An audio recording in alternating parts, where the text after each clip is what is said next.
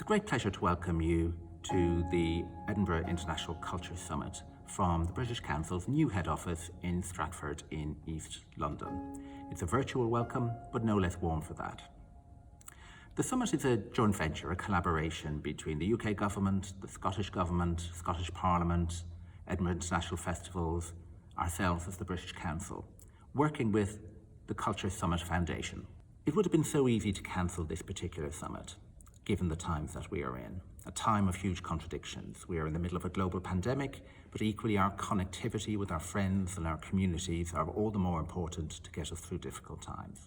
This is true for the orchestras who have rehearsed at home and then combined their contributions to create some of the art and music you will see shortly. It's true for the theatres who've had to close their doors to the public, but yet want to maintain that connection by going online.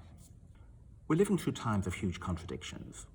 We're living through a global pandemic which affects all of us, but our connections with ourselves and our communities and our families are all the more important as we make those connections which support us through these difficult times. The virus is demanding physical distance, but psychological closeness is all the more important in this.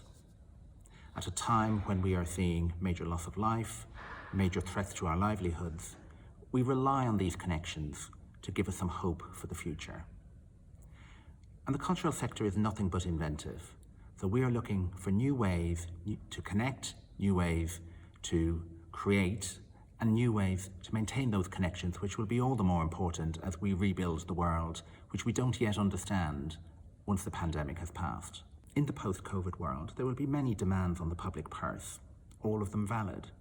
But we need to make sure that we speak loudly and proudly on behalf of the cultural sector, so that we can maintain our contribution to making the societies vibrant and to bounce back better, as we hope that our economies and our nations will do around the world. There are challenges ahead for all of us, including us at the British Council. But above all, what we need to do is to maintain our conversations. It's a conversation which will allow us to think, to create, and to find our way to a new future where we will once again be sustainably contributing to the civilizations around the world. Culture is conversation, and in difficult times, maintaining conversation is all the more important. And that's why I'm so impressed by the many contributions available for free through the period of the Edinburgh International Culture Summit this year. So I'm an optimist. I think we will find a way through, and we will find a way to support the cultural sectors of our nations through. And I think this International Culture Summit is a key step in maintaining that conversation in difficult times. So once again, a warm welcome, and I hope you enjoy what we have to offer.